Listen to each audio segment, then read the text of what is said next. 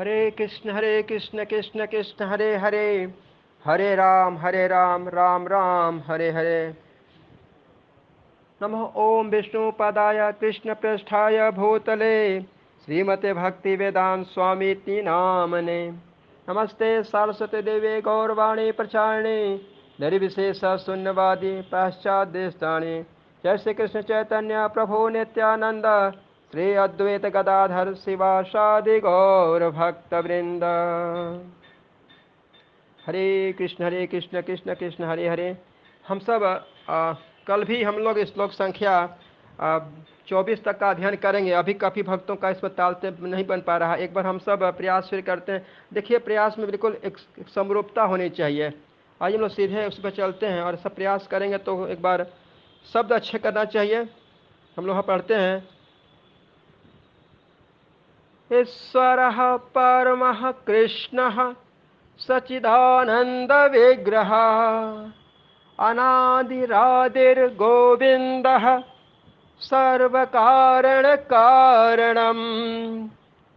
चिन्तामणे प्रकरसद्मसो कल्पवृक्ष लक्षावृतेषु सुरभिरभिपालयन्तम् लक्ष्मीसहस्रशतसम्भ्रं सेव्यमानम् गोविन्दमादिपुरुषं तमहं भजामि।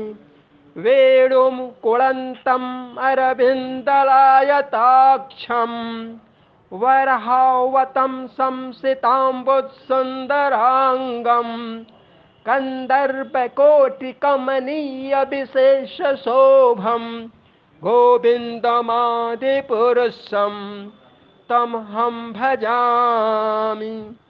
आलोलचन्द्रकलसद्वन्माल्यवंशे रत्नाङ्गदं प्रणलकेलिकलाविलासं श्यामं त्रिभङ्गललितं नियतप्रकाशं गोविन्दमादिपुरुषं तमहं भजामि। अङ्गानि यस्य सकलेन्द्रियवृत्तिमन्ते पश्यन्ति पान्ति कलयन्ति चिरं जगन्ति आनन्दचिन्मय सद् उज्ज्वल विग्रहस्य गोविन्दमादिपुरुषं तमहं भजामि। अद्वैतम् अच्युतम् अनादिम् अनन्तरूपम् आद्यं पुराणपुरुषं नवयौवनं च वेदेषु दुर्लभम् अदुर्लभम् आत्मभक्तो गोविन्दमादिपुरुषं तमहं भजामि। पन्थास्तु कोटिशतवर्षसम्प्रगम्य वायोरथापि मनसो मुनिपुङ्गवानां सोऽप्यस्ति यत् प्रपदसि मन्ये अविचिन्त्य तत्त्वे गोविन्दमादिपुरुषं तमहं भजामि। एको अप्यसौ रचयितुं जगत् अण्डकोटिं यक्षक्षत्तरीत अस्ति जगत् अण्डचयायदन्तः अण्डान्तरस्थपरमाणुचयान्तरस्थं गोविन्दमादिपुरुषं तमहं भजामि। यद्भावभावितधियो मनुजास्तथैव सम्प्राप्य रूपमहिमा सनयानभूषाः सुक्तैर्यम् एव निगम प्रथितैः स्तुवन्ति गोविन्दमादिपुरुषं तमहं भजामि। आनन्दचिन्मय रसप्रतिभाविताभिस्ताभिरेव निजरूपतया कलाभिः गोलोक एव निवसत्य अखिलात्मभूतो गोविन्दमादिपुरुषं तमहं भजामि। प्रेमाञ्जनचक्षुरीत भक्ति विलोचनेन सन्तः सदैव हृदयेषु विलोकयन्ति यम श्याम सुंदरम अचिंत्य गुण स्वरूपम गोविंदमादे पुरुषम तमहं भजामि। रामादिमूर्तिषु कला नियमेन तिष्ठन् नानावतारम् अकरोद भुवनेषु किन्तु कृष्णः स्वयं सम्भवतः परमः पुमानयो गोविन्दमादे पुरुषं तमहं भजामि। यस्य प्रभा प्रभवतो जगत् अंडकोटि कोटिस्व अशेष वसुधाधि विभूति भिन्नम तद ब्रह्म निष्कलम अनंतम अशेष भूतम गोविंदमादेव ऋषम तमहं भजामि। माया हि यस्य स जगत् अंड शतानि सोते त्रैगुण्य तद विषय वेद बितायमाना सत्वावलंबी पर सत्वं विशुद्ध सत्वं गोविंदमादे पुरुषं तमहं भजामि। आनंद चिन्मय रसात्मतया मनः सो यः प्राणिनां प्रतिफलम् अस्मरतामोपेत्य लीला इतेन भुवनानि जयत्यजस्त्रं गोविंदमादेव ऋषं तमहं भजामि। गोलोकनाम्नि निजधाम्नि तले चस्य देवी महेश हरिधाम सुते सुतेषु ते ते प्रभाव निचया विहिताश्च येन गोविंदमादे पुरुषं तमहं भजामि। सृष्टि स्थिति प्रलय साधन शक्तिरेका छायेव यस्य भुवनानि बिभर्ति दुर्गा इच्छानुरूपम् अपि यस्य चेष्टते सा गोविंदमादे पुरुषं तमहं भजामि। क्षीरं यथा दधि विकार विशेष योगात् संजायते न हि ततः पृथक् अस्ति हेतोः यः सम्भूताम् अपि तथा समुपैति कार्यात् गोविंदमादे पुरुषं तमहं भजामि। दीपाचिरे वहि दशान्तरम् अभुपेत्य दीपायते विवृत हेतु समान धर्मा यस्तादृगे वहि च विष्णुतया विभाति गोविंदमादे पुरुषं तमहं भजामि।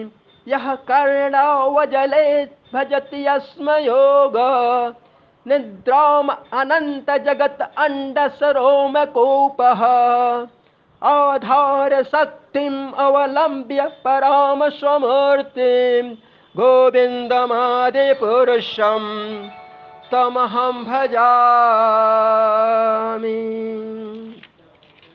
यस् एकनिश्वसित कालम् अथावलंब्य जीवन्ति लोम बिलिजा जगद अंडनाथाः विश्रुरमहान् स इह यस्य कल विशेषो गोविंदमादे पुरुषं तमहं भजामि।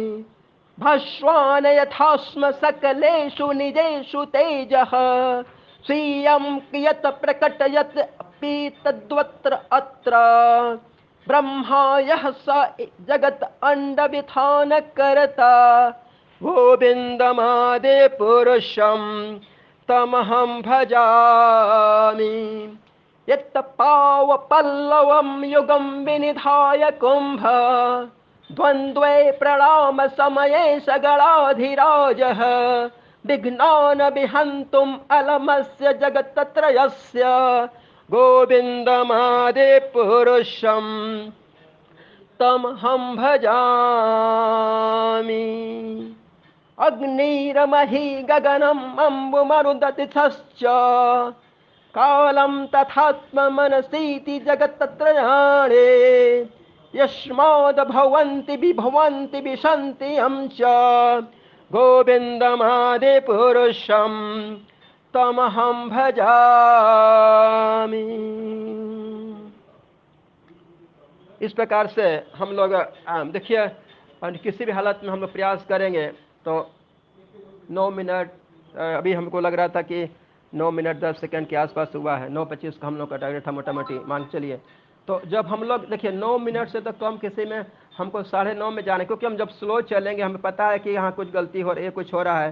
तो आज तो बिल्कुल हम देख रहे हैं कि काफ़ी बिल्कुल नए ढंग से गलतियाँ हो जा रही हैं। हम सबको प्रयास कुछ ऐसा करना चाहिए। देखिए धीमा बोले कोई दिक्कत नहीं है, हम लोग 9:30 मिनट का टारगेट हम रखे हैं, उससे के आसपास में आएगा भी, तो हम लोग थोड़ा सा ध्यान देंगे तो हम लोग को अच्छा कर सकते हैं। और देखिए कहाँ कहाँ गलती हो रही है। अब किसी किसी माता जी में सुधार हुआ तो किसी दूसरे शब्द में चला गया, तो अभी कम से कम हम लोग को लगता है कि 16-17 दिन तो हम लोग का हो गया। अब 16-17 दिन में हम लोग का अगर गलती हो रही है, यानी अब लोग समय अभी समय से की बातें नहीं कर रहा मैं, गलती में जब हम लोग शब्दों को स्पष्ट कर लेंगे तो देखिए ठीक से पढ़िए। पहले तो ठीक से पढ़ना पड़ेगा, सुनना पड़ेगा, था कम से कम 1 घंटा 2 घंटे का अभ्यास करना पड़ेगा, श्रवण करना पड़ेगा कि गलती कहाँ हो रही है, अपना भी श्रवण करें गलती कहाँ हो रही है। मैंने कल तुम उसको चेक करूँगा कि गलती कहाँ हो रही है। और उसके बाद देखिए समय सीमा हम लोग को 9 मिनट 25 सेकंड का पक्का रखना है, इससे कम बिल्कुल नहीं रखना है। अब 1 मिनट आगे मतलब सेकंड चलेगा, 10 सेकंड आगे। लेकिन अभी कुछ भक्तों का जैसे देख रहा था तो एक 1-1.5 मिनट का अंतर रहता। सोचे कि आप उतना तेज रहेंगे, आपके साथ जो बैठेगा वो तो तेज नहीं बोल पाएगा, क्योंकि उसका लय उतना है नहीं, तो तारतम्य नहीं बन पाएगा। इसलिए अभी हम अपने पास पूरा समय है। और जैसे कि अभी मैं 1-2 माताओं को देख रहा था कि प्रारंभिक 3 लाइन तो ठीक चल रहा था, अरे मतलब ठीक नहीं चल रहा, तेज चल रहा है, और चौथी में धीमा कर दे रहे हैं। तो तारतम्य ऐसा नहीं बनाना, हमको तारतम्य पूरा बनाना है कि अब चारों लाइन में एक समरूपता हमारी रहेगी। और ये नहीं कि हम चौथी लाइन गोविंदमादि पुरुषम हम लंबा खूब कर दें और 3 जल्दी कर दें। सारे शब्दों को अगर हम देखेंगे तो हम लोग सेट करेंगे, निश्चित रूप से अच्छा हम लोग का आएगा। और बिल्कुल मान लें कहीं कोई शब्द थोड़ा टेढ़ा है, कहीं कुछ है, तो हम लोग ऐसे भी कर सकते हैं, लेकिन कोई कहीं आधान है तो आसान भी हो जाएगा। लेकिन ऐसे विचार जब करेंगे तो हम लोग का बिल्कुल सही ना बिल्कुल मोटा मोटी समझने के 23 सेकंड के अंदर, ऐसा दिमाग रखिए कि 23 सेकंड हमारा आएगा। एक लाइन मतलब एक लाइन नहीं, मतलब कि आपका एक श्लोक में, एक श्लोक में जाएंगे तो हम लोग को 6 सेकंड के आसपास लगेगा, 6 सेकंड से थोड़ा कम लगेगा। तो 6 सेकंड आप सेट करिए कि आपका गोविंद मादि पुरुषम कितने देर में सेट हो रहा है। आपको बिल्कुल इस पर यहाँ प्रैक्टिस करिए कि 5.5 सेकंड में आपका गोविंद आदि पुरुषम कितने में किस लय में जा रहा है आपका। तो उतना सेटिंग हम लोग जब करेंगे तब प्रैक्टिस होगा। काफ़ी प्रैक्टिस हो भी रही है। तो हम लोग को कल का टारगेट हमारा यही रहेगा, 24 श्लोक जो हो रहे हैं 9 मिनट 25 सेकंड के आसपास। और काफ़ी माताओं का देखा था बहुत अच्छा चल रहा था उनका, तो काफ़ी सही रहा है। तो इस पर हम लोग प्रयास, एक बात कहाँ कहाँ गलती हुई है आज देखें, उस पर मैं बता देता हूँ। देखिए पहले 2 लाइन में तो कोई दिक्कत नहीं हो रहा, वहाँ चल रहा है। सुर भीड़ में चलिए जैसा लोग लय बना ले कोई दिक्कत नहीं है।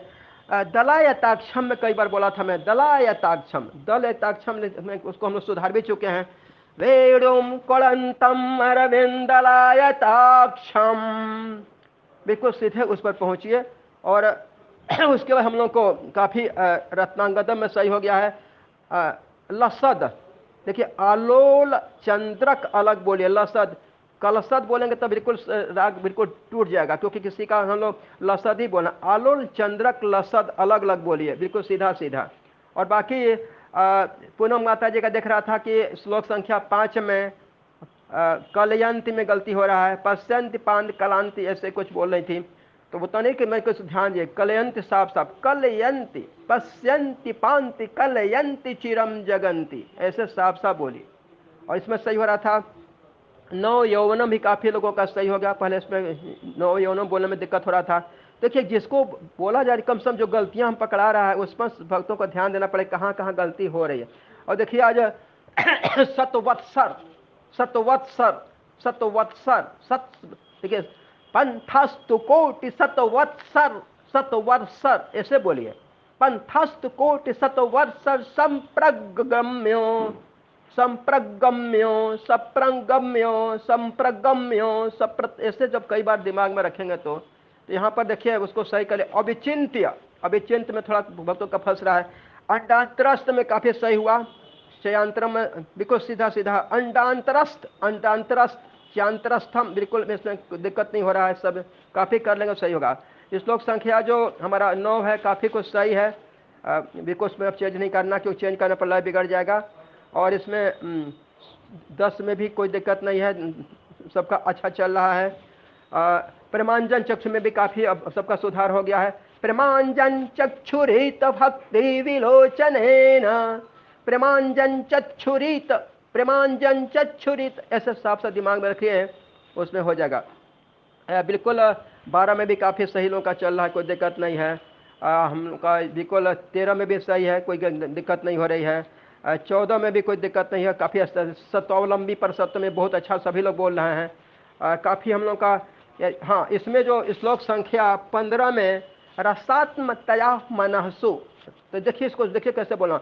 आनंद चिन्मय रसात्मतया मनहसु, रसात्म अलग बोलिए, तया अलग बोलिए। आनंद चिन्मय रसात्मतया मनहसु। और अस्मरता में भी थोड़ा अभी खींच खाच के बाकी है। प्राणी नाम प्रतिफलम अस्मरताम, अस्मरताम, अस्मरताम, बिल्कुल अच्छा। जयंत जयत्य जस्त्रम काफी सही हो गया है। ये गोलोक नामनी में चलिए उस लय नहीं बदलते हैं, क्योंकि उसमें मतलब अगर नामनी नामनी ऐसे ना बोले, नामनी गोलोक नामनी निज धामनी, थोड़ा तेज बोलना पड़ेगा, लेकिन जिसका है कोई दिक्कत नहीं, वहाँ चलिए उतना छूट हम लोग रहेगा, उतना दिक्कत नहीं है। इसमें बिल्कुल 17 में भी कोई दिक्कत नहीं हो रही है। चेष्टते सा बहुत सुंदर, इसमें इसमें इसमें चेष्टते सा शक्ति रेखा, शक्ति रेखा, शक्ति देखिए शक्ति रेखा भी बोल सकते हैं, शक्ति रेखा भी बोल सकते हैं, शक्ति एका भी बोल सकते हैं, लेकिन दो समझ में आ जाए कोई दिक्कत नहीं है। और क्षीरम यथार्थ अधिकार में भी बहुत अच्छा चल रहा, कोई दिक्कत नहीं है। वैसे तो मैं सोच रहा था कि इसको हम ब्रेक देने के लिए, ब्रेक मतलब कि इस पर बहुत अच्छे ढंग से, लेकिन काफ़ी कुछ लोगों का सुधरा है, क्योंकि उसमें ब्रेक देने पर काफ़ी दिक्कत हो जाएगा। और यहाँ पर देखिए हम लोगों को यस्ताद्रिगो में जो श्लोक संख्या 19 में भी काफ़ी ठीक ठाक रहा है, बस बोलते वक्त ध्यान की तीसरी जल यस्ताद्रिगे वही च विष्णु तया विभाति, दीपा चिरे वही दशांतरम अभुपेत्य, दीपायते विवृत हेतु समान धर्मा, यस्ताद्रिगे वही च विष्णु तया विभाति। तो जितना अपने जिह्वा को थोड़ा सा लपेट ऐसे करेंगे, और बाकी 20 में काफ़ी सबका ठीक चल रहा है, कोई दिक्कत नहीं है। इसमें थोड़ा बहुत है लेकिन उसका उसमें नहीं करते हैं। और श्लोक संख्या यस एक निश्वसित, श्लोक संख्या 21 में यस एक निश्वसित कालम अथावलंब्य जीवंती लोम बिलजा जगत अंडनाथा, इस भी कुछ ठीक ही चल रहा है। और यहाँ पर जैसे यथास्म काफ़ी सही हो गया, श्लोक संख्या 12-22 में देखा था काफ़ी भक्तों का ठीक चल रहा था। भास्मान यथास्म, भास्मान यथास्म, यथास्म सकलेशु निजेशु तेजा, कोई दिक्कत है। स्वयं क्रियत प्रकट भी को सबका चल रहा था। जैसा हम लोग तद्वद, देखिए मैं बताया था कि तद्वद अत्र बोलना पड़ेगा, नहीं तद्वद अत्र बोलना पड़ेगा, दोनों कोई दिक्कत नहीं है, इसमें बिल्कुल सही हो गया है। और हम लोगों को 23 में भी काफ़ी बिल्कुल सही था सबका। 23-24 में थोड़ा सा एक बार बोल भी देता हूँ। यत् पाद पल्लव युगम विदिना कुंभ, एक बार फिर से, यत् पाद पल्लव युगम विनिधाय कुंभ, द्वंद्वे प्रमाण समये सगणाधिराज, सगणाधिराज, सगणाधिराज इसको बोलेंगे ना तो बहुत है। द्वंद्वे प्रणाम समये सगणाधिराज विधनान विहंतुम अलमस्य जगत्त्रयस्य, गोविंदमादि पुरुषम तमहम भजामि।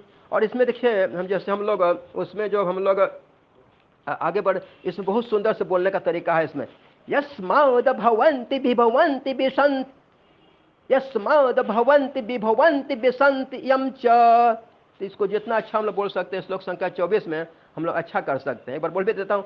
अग्निरमहि गगनम अम्बु मरुदतिश्च, कालस्तथात्म मनसीति जगत्त्रयाणे, यस्माद भवन्ति विभवन्ति विसन्ति यम च, गोविंदमादेव हर्षम तो हम लोग पूरा हम लोग इसी में रखते हैं, 24 का ही हम लोग अध्ययन करते हैं कल, फिर हम लोग बढ़ाने का प्रयास करेंगे। सबसे अच्छा देखिए सभी लोग प्रयास करें, जिन लोगों का देखिए जिनका कमेंट किया गया है वो भी प्रयास करें, क्योंकि देखिए अगर अच्छा करेंगे हम लोग तो अभी सोचे कि अपने और भक्तगण को तो कह रहे हैं 12-13 मिनट में ले जाइए, लेकिन 12-13 मिनट में काफ़ी धीमा हो जाएगा, वो बिल्कुल मंत्र जैसा नहीं रहेगा।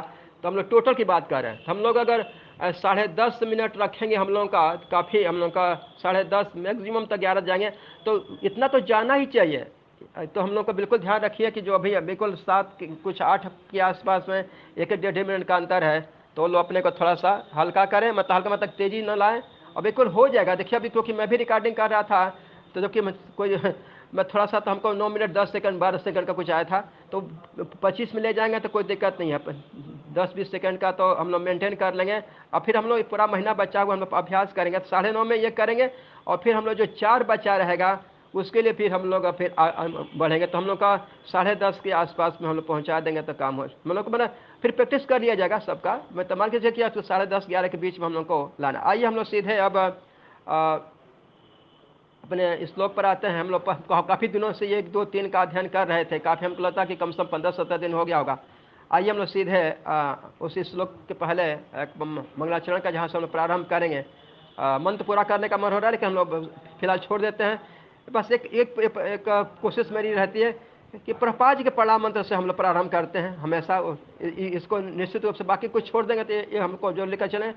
नमः ओम विष्णुपदाय कृष्ण पृष्ठाय भूतले श्रीमते भक्ति वेदांत स्वामी इति नामिने।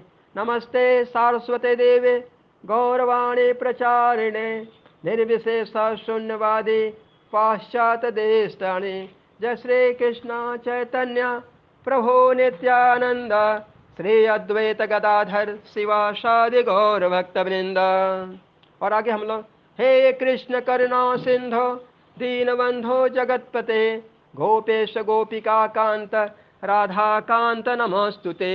तप्त कांचन गौरांगी राधे वृंदावनेश्वरी वृषभानुसुते देवी प्रणमामि हरे प्रिये।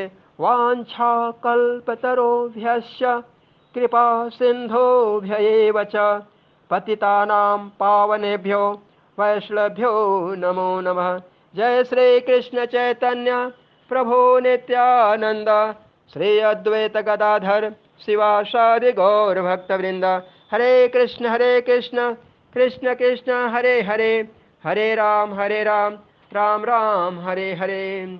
समस्त वेदों के सार भगवद्वाणी श्रीमद् भगवद गीता कीजिए। हम लोग देवी आश्री जो अध्याय चल रहा हम लोग का, उसमें हम लोग 1-2-3 के बाद में हम लोग कल जो अध्ययन करेंगे श्लोक संख्या 4 का तात्पर्य भी छोटा ही है, हम लोग उसको पूरा कर लेंगे। यहाँ से हम लोग माताओं को छूट रहेगी, माताएं चाहें तो कर सकते, नहीं तो कोई बात नहीं है। और मतलब उसमें ज़्यादा सिर्फ डायरेक्ट श्लोक पर, क्योंकि वो तो खुद ही इतना बड़ा श्लोक कर रही हैं, तो उनके लिए मंगलाचरण कोई महत्वपूर्ण नहीं है। मतलब महत्वपूर्ण मतलब छोड़ सकते हैं, भगवान क्षमा करते हैं, ऐसा कोई दिक्कत नहीं है। आइए हम लोग श्लोक पर सीधे आते हैं। दम्भो दर्पोऽभिमानश्च क्रोधः पौरुष्यमेव च अज्ञानं चाभिजातस्य पार्थ संपदामासुरीम्। एक बार फिर से बोलता हूँ। दम्भो दर्पोऽभिमानश्च क्रोधः पौरुष्यमेव च अज्ञानं चाभिजातस्य पार्थ संपदमासुरीम्। अब हमको इसको स्पष्ट रूप से जब हम लोग बोलने का प्रयास करते हैं तो हम लोगों को बिल्कुल स्पष्ट हम लोग देखिए शब्द क्या है। दम्भो दर्पो अभिमानश्च, अगर नहीं दिखाएंगे दर्पो को में अगर जो जो अंग्रेजी जैसा यस लिखा रहता है उसको नहीं, अगर हमको उसको रेखा दर्पो रेखा दे अभिमानश्च बोलना पड़ेगा, नहीं तो आराम से बोलना होगा। मैं कई बार बोलता भी, दम्भो दर्पो अभिमानश्च क्रोधः पारुष्य। देखिए यहाँ शब्द क्या है, पारुष्यम, पारुष्यम, फिर क्या बोल जाएगा, पौरुष्यम एव च, और आगे हो जाएगा अज्ञानम चाभिजातस्य आगे क्या हो जाएगा, पार्थ संपदम आसुरीम, यहाँ पर क्या हो जाएगा, संपदम हो जाएगा, संपदम हो जाएगा तो मुँह में जो आकर छिपा हुआ है तो आसुरीम हो जाएगा। तो ऐसे भी हम लोग साफ साफ बोल सकते हैं, यानी बिल्कुल बोलने का वही तरीका भी हम लोग जैसे बोलने का पड़ेगा, तो कहाँ और जुड़ेगा, कैसे हो जाएगा, तो हम लोग उसको प्रयास करते हैं। अब यहाँ देखिए सीधे सीधे इसके पहले भगवान ने जो बताया वो 26 गुणों को बताया, और 26 गुण बताया कि उनको दिव्य बताया, और कहा कि यही गुण हैं जो साधन है भगवत प्राप्ति के लिए। और साथ साथ में आप लोग अगर जो लोग रिकॉर्डिंग सुने होंगे तो एक शब्द में जोड़ा था कि भक्ति के बिना यह गुण भी निष्काम, मतलब क्या बोलते हैं उसको, निष्फल हो जाते हैं।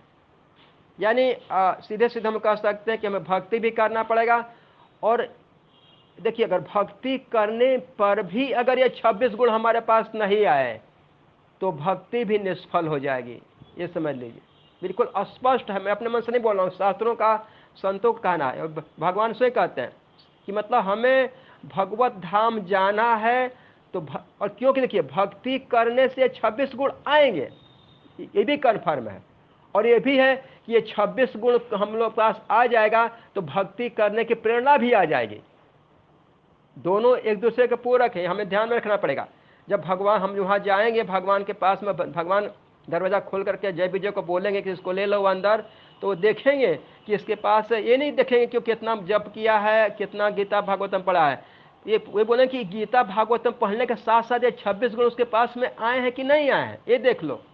ये 26 गुण, और ये भी माने 26 गुण है और भक्ति नहीं किया है तो भी नहीं तुमको, तो फिर वो दरवाजा पर बाहर खड़ा कर देंगे आपको।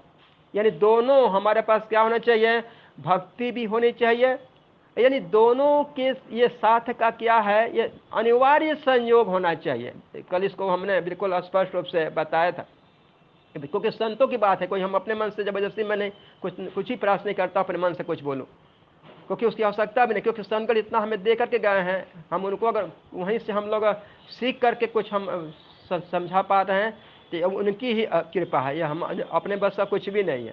तो आइए अब यहाँ पर क्या हो रहा है, अब भगवान उसके अतिरिक्त बोल रहे हैं, ये 26 गुण करें कि अब इसके अतिरिक्त, यानी अब ये 26 गुणों के अतिरिक्त जो हम कार्य करते हैं तो वो किस श्रेणी में आते हैं, तो अब वहाँ से प्रारंभ करते हैं, दंभो दर्पो अभिमानश्च क्रोध पारुष्य अज्ञानम, यहाँ तक बात करते हैं। यानी किसकी बात की है भगवान ने, दंभ की बात किया भगवान ने, दर्प की बात किया, अभिमान किया, क्रोध की बात किया, और पारुष्य यानी इसको कठोरता से हम लोग बोल सकते हैं, जैसे नहीं कहते ये बहुत निर्दयी आदमी है, और अज्ञानम, और अज्ञानम का कितना अच्छा है हम लोग जानते हैं कि अज्ञान के बारे में कि माने विवेकहीन, या ऐसे हम कह सकते हैं उस व्यक्ति के अंदर विवेकता नहीं है कि सत्य क्या है असत्य क्या है उसको जानना। यानी ये जो 6 गुण बताए भगवान ने यहाँ पर, गुण नहीं अवगुण ऐसे कहिए, ये बात है गुण में नहीं कह सकते, मैंने अवगुण कह सकते हैं, दंभ दर्प अभिमान क्रोध कठोरता तथा अज्ञान, ये 6 है। करें ये 6 है, ये वास्तव में 6 हैं क्या उसको ये कह रहे हैं। देखिए प्रपात तात्पर्य में कितना जबरदस्त डंडा मारते हैं, यह श्लोक नरक के लिए राजमार्ग है। हम लोग बोलते हैं ना यहाँ ये पथ है, हाईवे है, यानी क्या है, ये नरक जाने का हाईवे है। हाईवे क्या है, दंप है, अभिमान है, क्रोध है, यदि आपके पास में है यानी क्या हुआ, ये नरक जाने की हाईवे है, यानी इस पर बैठेंगे तुरंत आपको नरक द्वार पहुंचा देगा, ऐसे मतलब। यहाँ कह रहे हैं कि ये बिल्कुल प्रपात एक स्पष्ट लिखते हैं। मैंने कहने मतलब क्या हुआ कि ये जो गुण हैं यह राजसी और तामसिक जो प्रवृत्ति है वहाँ से प्रारंभ होता है। यानी ये कह सकते हैं कि जो राजसी व्यक्ति है या जो तामसिक व्यक्ति है उसके पास ये गुण होगा ही। इसलिए हम लोग कहते हैं कि हमारे पास भगवान की भक्ति करना है तो हम सबको राजसी और तमोगुण से हमें क्या जाना पड़ेगा, हमें बाहर जाना पड़ेगा। और वहाँ क्या कर रहे थे, ये 26 गुण हमें अर्जित करना है तो हमें क्या करना पड़ेगा, हमें सतो गुण में स्थापित होना पड़ेगा। यानी बिल्कुल देखिए यहाँ तामसिक की बात हो रही है, राजसी की बात हो रही है, और वहाँ क्या हो रहा है, सतो गुण की। यानी जब आगे भगवान बता रहे हैं कि अब सीधे सीधे हम लोग उस तात्पर्य पर आते हैं, श्री प्रभुपाद जी का प्रभुपाद जी क्या कहते हैं, आइए हम लोग सीधे आते हैं तात्पर्य। श्री प्रभुपाद जी की जय। इस श्लोक में नरक के राजमार्ग का वर्णन हुआ है। आसुरी स्वभाव वाले लोग धर्म तथा आत्मविद्या की प्रगति का आडंबर रचना चाहते हैं। भले ही वे उनके सिद्धांतों का पालन न करते हों, वे सदैव किसी शिक्षा या प्रचुर संपत्ति का अधिकारी होने का दर्प करते हैं। देखिए, बड़ा महत्वपूर्ण यह है, इस कहने का भाव क्या हुआ कि जो आप बात यहाँ अध्यात्म की हो रही है, यहाँ भौतिकता की बात फिलहाल नहीं कर रहे हैं, भौतिकता की बात थोड़ी बाद में आएगी। यहाँ सीधे करके ऐसा व्यक्ति जो आध्यात्मिक है नहीं, धार्मिक है नहीं, लेकिन अपने को ऐसा वो प्रेजेंट करता है कि बहुत धर्म का वही बहुत बड़ा प्रकांड व्यक्ति है, ज्ञानी है, वो ऐसा आपको भाषण देगा, ऐसा आपसे बात करेगा, ऐसा आपको दिखाएगा, शास्त्रों की बात करेगा, लेकिन अंदर से उसके पास में नहीं है।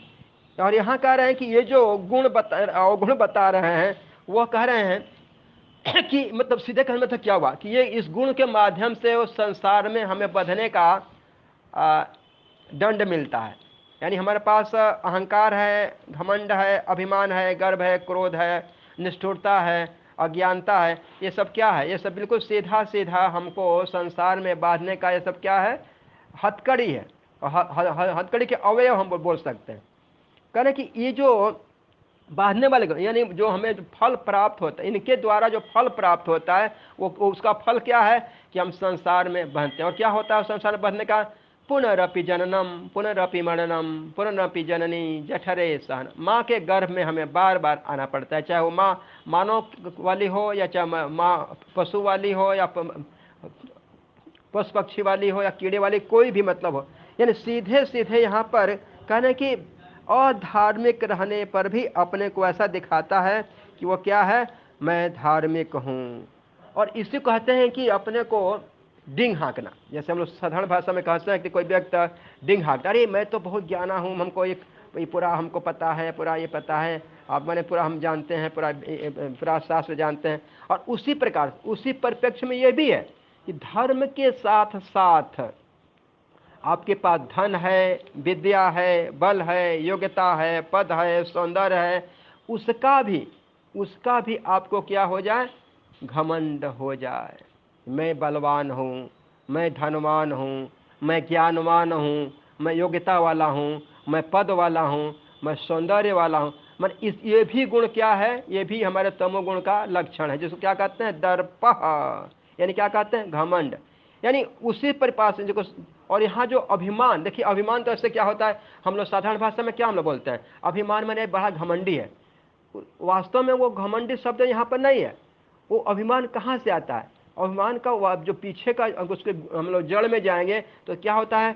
मुझे मान सम्मान मिलना चाहिए, यानी दूसरे लोग हमको क्या करें? सम्मान पाए। यानी उसके पीछे क्या रहता है कि सामने वाले व्यक्ति से मैं मजबूत हूँ, सामने वाले व्यक्ति से मैं ज़्यादा इज्जतवार वाला हूँ, या सामने वाले व्यक्ति से मैं ज़्यादा प्रतिष्ठा वाला हूँ, या क्या? यानी उसके अंदर जो इतना भरा रहता है कि अरे ये व्यक्ति हमारा सम्मान नहीं कर रहा है, ऐसा नहीं कर रहा है। यानी सम्मान पाने की उसकी क्या रहती है? इच्छा रहती है। और साथ साथ में संतगण क्या कहते हैं? ये भी अभिमान रहता है, अरे मेरे घर तो इतने लोग हैं, अरे मेरे बाल बच्चे हैं, अरे मेरे पास इतनी शक्ति है, मेरे पास इतने भाई हैं, मेरे पास इतनी बहन है, मेरे पास मेरे पुत्र इतने, मैंने सब कुछ इसके साथ में लेकर के, ये सब क्या है? संसार। यानी कहने तो क्या हुआ? पत्नी परिवार उसके आसक्ति से भी जुड़ा हुआ, उसके अंदर भी क्या हो जाता है? अहंकार हो जाता है, उसके अंदर अभिमान आ जाता है। अरे मेरे घर तो इतने मैंने गांव में ही देखा था, अरे तो मेरे घर जानते हो कितने लोग हैं मेरे, तो उसको गांव में कैसे बोलते थे? मेरे पास इतनी लाठी है। मतलब उसके घर में जितने पर्सन होते थे, यानी वो इस बात को कहता कि मेरे पास इतनी लाठी है, तुम्हारे घर 2 लोग हैं ना, मेरे पास इतनी लाठी है, मतलब कि तुम्हारे मेरे घर वालों की संख्या कितनी है। यानी इस बात का भी अभिमान हो जाता है। यानी और यहाँ क्या क्या कर रहे हैं? क्रोध पारुष्य एवच। और देखिए क्रोध का तो सीधे सीधे हम लोग कई बार हम लोग गीता में भी पढ़ चुके हैं कि क्रोध का सीधा साधा क्रोध का देखिए, आप किसी की इच्छा करते हैं, किसी वस्तु की इच्छा करते हैं, मान सम्मान की इच्छा करते हैं, और आपके साथ वह मान सम्मान क्या होता है? आपको दिया नहीं जाता है। आपको नहीं दिया जाता है तो आपको क्या आएगा? क्रोध आएगा। यानी आपकी अपनी इच्छा पूरी नहीं हुई, यानी आपकी इच्छा नहीं पूरी हुई तो आपको क्रोध आएगा। और जब हम लोग जानते हैं कि क्रोध आने के बाद क्या क्या होता है, बिल्कुल हम लोग गीता में हम लोग पढ़े भी होंगे कि मतलब जब क्रोध हो गया तो हम लोगों के पास बुद्धि भ्रष्ट हो जाती है, परेशान। मैंने कब कुछ उस हम लोग डिटेल नहीं जाएंगे, लेकिन सीधा मतलब कि क्रोध होने पर सब कुछ हमारा, और ये मैं बताया भी था कि क्रोध करने से हमारा जितना बड़ा मैंने सामने वाले व्यक्ति का जितना नुकसान होता है उससे अधिक नुकसान हमारा स्वयं का होता है, अपना होता है।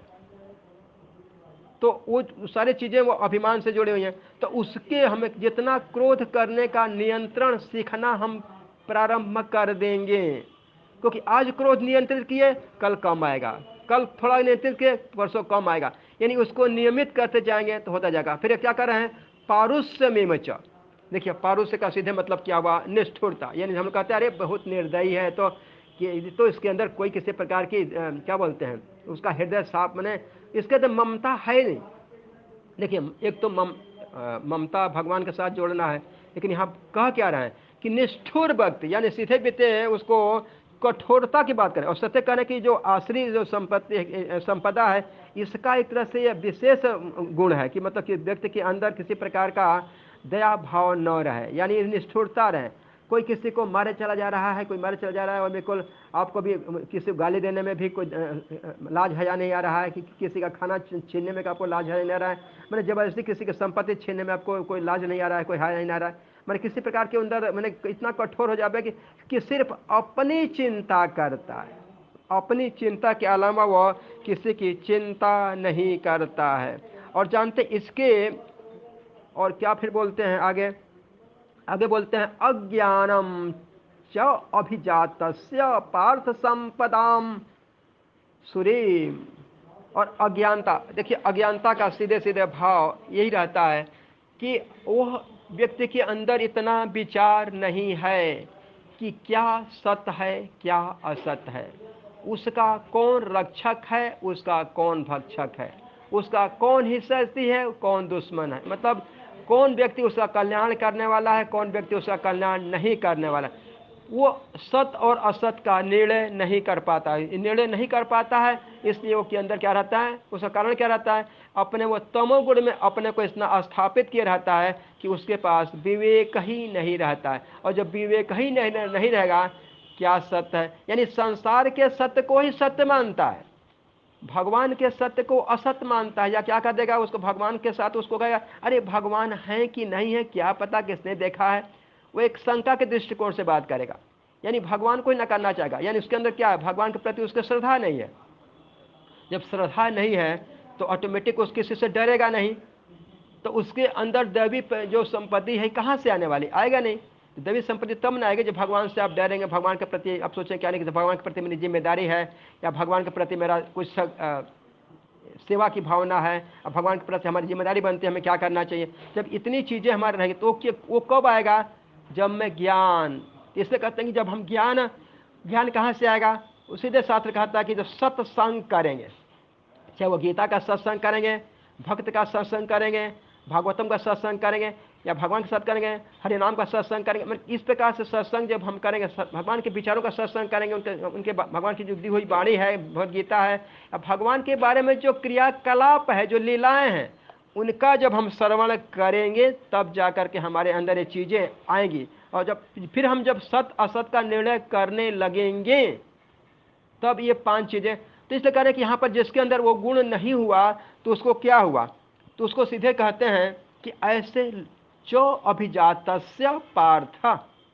वहाँ क्या बोले थे हमको याद, देखिए आप अगर पीछे जाएंगे श्लोक को खोलेंगे तो उन्होंने क्या था कि ऐसे लोगों का जन्म देवीम अभिजातस्य, देवीम अभिजातस्य, और यहाँ क्या रहे चो अभिजातस्य, यानी वहाँ पर क्या कह रहे थे कि ऐसे लोगों का जन्म ऐसे लोगों के माध्यम से होता है जिनके पास वो गुण रहता है। और यहाँ क्या कह रहे हैं कि ऐसे लोगों का जन्म वहाँ होता है जो किसी नहीं, ऐसा हम लोग कह सकते हैं कि वो विशेष परिस्थितियों में उनका जन्म होता है। विशेष परिस्थितियाँ क्या होती है कि वो तमोगुण में, वो माता पिता तमोगुण में रहते हैं, वो माता पिता ऐसे स्थान पर रहते हैं, वो तमोगुणी एक तरह से घर कर सकते हैं, या तमोगुणी व्यवस्था कर सकते हैं, और तमोगुणी सोच रहते हैं। इसलिए प्रभुपाद हम लोग डिटेल नहीं जाते कि प्रभुपाद जी अपने जो गृहस्थ भक्त थे उनके लिए क्या क्या कहते थे।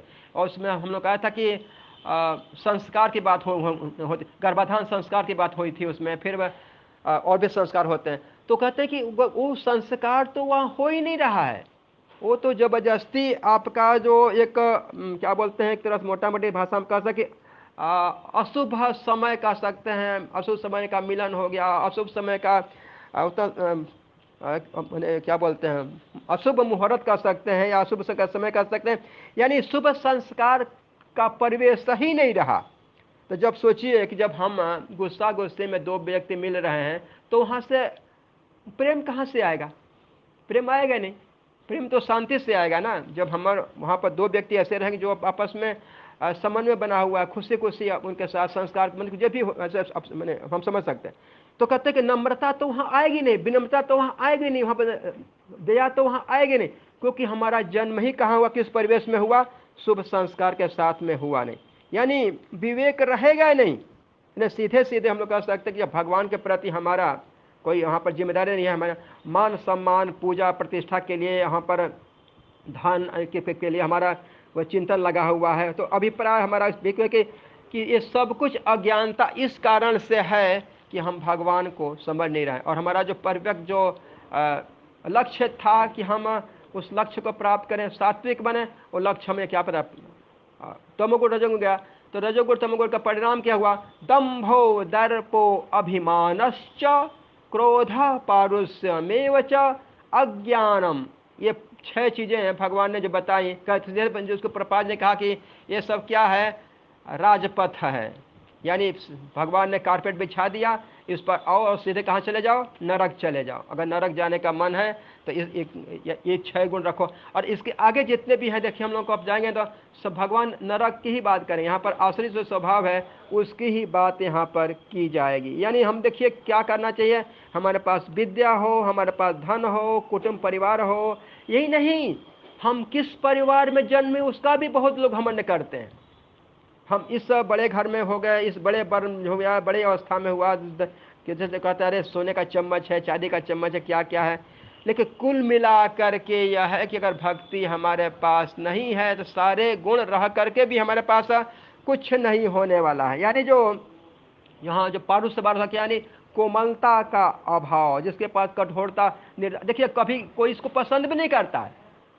हम समाज के लोगों की विडंबना ये है कि हम पसंद नहीं करते हैं, लेकिन वही कार्य हम स्वयं करते हैं।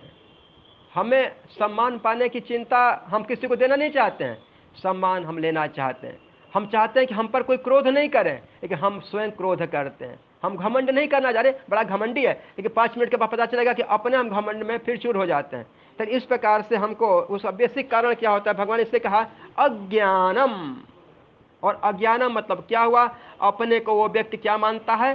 शरीर मानता है। अपने को क्या मानता है? और संसार से अपने संबंध को क्या चाहता है? वो शाश्वत मानता है। सबसे बड़ा अज्ञान ही है कि जब हम उस अज्ञानता से अपने को दूर कर देंगे, संसार को असत समझेंगे, इस शरीर को असत समझेंगे, शरीर के साथ जो अपने संबंध है उनको असत समझेंगे, तब जा करके हमको क्या होगा कि फिर हम विवेक आएगा। और जो विवेक आएगा तो हमें क्या होगा कि जो 6 राजमार्ग बता रहे हैं वो 6 राजमार्ग से हम क्या करें? विमुख हो जाएंगे। फिर कहाँ हम जुड़ेंगे?